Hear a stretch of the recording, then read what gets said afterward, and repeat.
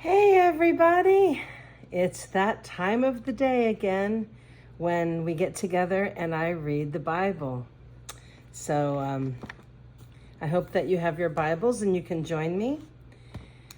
And it's a beautiful day outside, but I'm not going to go read outside like I did yesterday. It was just gorgeous, but yeah,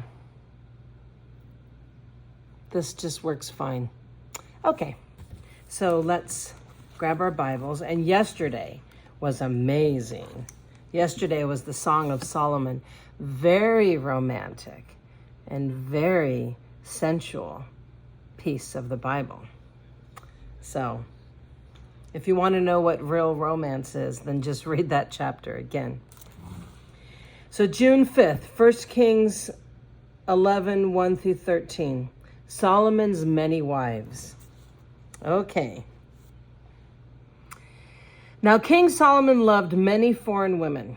Besides Pharaoh's daughter, he married women from Moab, Ammon, Edom, Sidon, and from among the Hittites.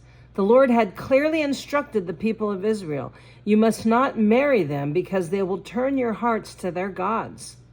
Yet Solomon insisted on loving them anyways. Wait a minute. I thought Solomon was wise. I thought he had discernment. I thought he was a smart man. Well, the Lord told them not to do that, but he did it anyways. Wow, he had 700 wives of royal birth and 300 concubines. And in fact, they did turn his heart away from the Lord. 700 wives? My goodness. Oh my goodness. No. That's over. Oh my gosh, no. That's like 1,000 women. How in the world? He couldn't possibly spend time with each and every one of them. What? That's just nuts. I'm sorry. Okay. So, in Solomon's old age, they turned his heart to worship other gods instead of being completely faithful to the Lord his God, as his father David had been. Solomon worshipped Ashtaroth, the goddess of the Sidonians, and Moloch, the detestable god of the Ammonites. In this way, Solomon did what was evil in the Lord's sight, and he refused to follow the Lord completely as his father David had done. On the Mount of Olives east of Jerusalem, he even built a pagan shrine for Chemosh, the detestable god of Moab, and another for Moloch, the detestable god of the Ammonites. Solomon built such shrines to all of his foreign wives to use for burning incense and sacrificing to their gods. The Lord was very angry with Solomon, for his heart had turned away from the Lord and the God of Israel, who had appeared to him twice. He had warned Solomon specifically about worshiping other gods, but Solomon did not listen to the Lord's command. So now the Lord said to him, "Since you have not kept the Lord's command, you have not kept my covenant and have disobeyed my decrees, I will surely tear the kingdom away from you and give it to one of your servants. But for the sake of your father David, I will not do this while you are still alive. I will take the kingdom away from your son. And even so, I will not take away the entire kingdom. I will let him be the king of one tribe for the sake of my servant David and for the sake of Jerusalem, my chosen city." Solomon's enemies, 1 King 11, 14 through 25. Then the Lord raised up Hadad the Edomite, a member of Edom's royal family, to be Solomon's adversary. Years before, David had defeated Edom. Joab, his army commander, had stayed to bury some of the Israelite soldiers who had died in battle. While there, they killed every male in Edom. Joab and the army of Israel had stayed there for 6 months, killing them. But Hadad and a few of his father's royal officials escaped and headed for Egypt. Hadad was just a boy at the time, and they set out from Midian and went to Paran, where others joined them. Then they traveled to Egypt and went to Pharaoh, who gave them home, food, and some land. Pharaoh grew very fond of Hadad, and he gave him his wife's sister in marriage, the sister of Queen Taphinas. She bore him a son named Genubah. Taphinas raised him in Pharaoh's palace among Pharaoh's own sons. When the news reached Hadad in Egypt that David and his commander Joab were both dead, he said to Pharaoh, "Let me return to my own country." "Why?" Pharaoh asked him. "Why do you lack here? What do you lack here that makes you want to go home?" "Nothing," he replied, "but even so, please let me return home." God also raised up Rezon, son of Elidiah, as Solomon's adversary. Rezon had fled from his master, King Hazadar of Zobah, and he had become the leader of a gang of rebels. After David conquered Hadazaz,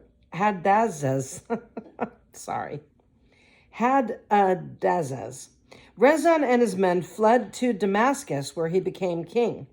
Rezon was Israel's bitter adversary for the rest of Solomon's reign, and he made trouble, just as Hadad did. Rezon hated Israel intensely and continued to reign in Aram. Jeroboam rebels against Solomon. 1 King 11:26-40. Another rebel leader was Jeroboam, son of Nebat, one of Solomon's own officials. He came from the town of Zeridah in Ephraim, and his mother was Zerah, a widow. This is the story behind his rebellion. Solomon was rebuilding the supporting terraces and repairing the walls of the city of his father David. Jeroboam was a very capable young man, and when Solomon saw how industrious he was, he put him in charge of the labor force from the tribes of Ephraim and Manasseh, the descendants of Joseph. One day, as Jeroboam was leaving Jerusalem, the prophet Eliah from Silo met him along the way. Eliah was wearing a new cloak, and the two of them were alone in a field. And Eliah took hold of the new cloak he was wearing and tore it into 12 pieces. Then he said to Jeroboam, "Take 10 of these pieces, for this is what the Lord, the God of Israel, says. I am about to tear the kingdom from the hand of Solomon, and I will give 10 of the tribes to you. But I will leave him 1 tribe for the sake of my servant David, and for the sake of Jerusalem, which I have chosen out of all the tribes of Israel. For Solomon has abandoned me and worshipped Ashtaroth, the goddess of the Sidonians, Chemosh, the god of Moab, and Moloch, and the god of the Ammonites. And he has not followed my ways and done what is pleasing in my sight. He's not obeyed my decrees and regulations as David his father did. But I will not take the entire kingdom from Solomon at this time. For the sake of my servant David, the one whom I choose and who obeyed my commands and decrees, I will keep Solomon as leader for the rest of his life. But I will take the kingdom away from his son and give 10 of the tribes to you. His son will have 1 tribe, so that the descendants of David, my servant, will continue to reign, shining like a lamp in Jerusalem, the city I have chosen to be the place for my name. And I will place you on the throne of Israel, and you will rule over all that your heart desires. If you listen to what I tell you and follow my ways and do whatever I consider to be right, and if you obey my decrees and commands as my servant David did, then I will always be with you. I will establish an enduring dynasty for you as I did for David, and I will give Israel to you. Because of Solomon's sin, I will punish the descendants of David though not forever." So Solomon tried to kill Jeroboam, but he fled to King Shishak of Egypt and stayed there until Solomon died. Wow. I want to read that again. This is what the Lord is saying, if you listen and you obey my decrees and commands as my servant David did, then I will always be with you. Yeah.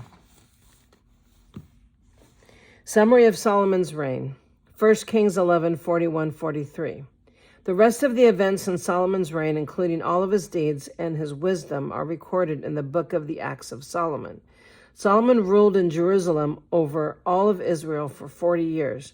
When he died, he was buried in the city of David, named for his father. Then his son Rehoboam became the next king. 2 Chronicles 9:29 through 31. The rest of the events of Solomon's reign, from beginning to end, are recorded in the record of Nathan the prophet and the prophecy of Isaiah from Shiloh, and also in the visions of Iddo the seer concerning Jeroboam son of Nebat. Solomon ruled in Jerusalem over all of Israel for 40 years. When he died, he was buried in the city of David, named for his father. Then his son Rehoboam became the next king. Oh, I like this one. This one is very true. This is one of my favorite. Ecclesiastes 1 through 11. Everything is meaningless. These are the words of the teacher, King David's son, who ruled in Jerusalem. Everything is meaningless, says the teacher, completely meaningless. What do people get for all of their hard work under the sun? Seriously. Generations come and generations go, but the earth never changes. The sun rises and the sun sets and then hurries around to rise again. The wind blows south and then turns north. Around and around it goes, blowing in circles. Rivers run into the sea, but the sea is never full. Then the water returns again to the rivers and flows out again to the sea. Everything is wearisome beyond description. No matter how much we see, we are never satisfied. This is true. No matter how much we hear, we are not content. History merely repeats itself. It has all been done before. It has all been done before. Nothing under the sun is truly new. Absolutely. Sometimes people say, oh, here is something new, but actually it is old. Yes, I remember when my kids were teenagers and they were, oh, Mom, you got to hear this new song that's on the radio. This is really cool. And I listened to it and I'm like, do you realize there's a guitar part in that song that they took from a song from the 1960s? It's like, that's not new. They just took an old song and spliced different pieces out of it in the recording studio and made a new song with old parts. Yep, there's a lot of songs that are like that. So no, nothing is truly new. Everything is old. Nothing is ever truly new. So we don't remember what happened in the past, and in the future generations, no one will remember what we are doing now. Wow. That's true. Remember in the 50s when wearing your hair long was an act of rebellion and the Beatles had long hair? That wasn't long hair. Then the bands of the 80s came, the big hair bands. Talk about long hair. So yeah, this is so true. This is a very, very true passage, that nothing is new under the sun. Each generation, everything's the same. So if that's the case, y'all, then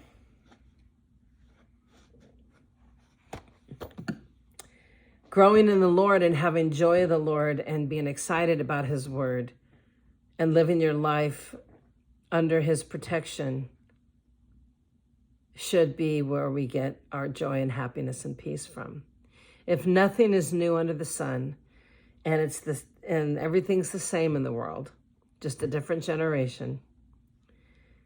Because, there's crazy stuff going on right now in the world, which is true, but there was crazy stuff going on in the 60s. There was a war and people were protesting. Well, there's a war in Ukraine and Russia right now, but there was a war, Vietnam War in the 60s, and people were protesting, and the sexual revolution. Remember how crazy that was? And now we have all kinds of crazy stuff going on. So that's why I love this passage so much, because it's so true. It's just, I can totally relate. So having the Lord in your life, reading his word, those are the fun and exciting things. Those are the things that we can look forward to, right? That's what I say. Well, have a wonderful day, and thank you for joining me again. And I hope that you enjoyed today's reading. I certainly did.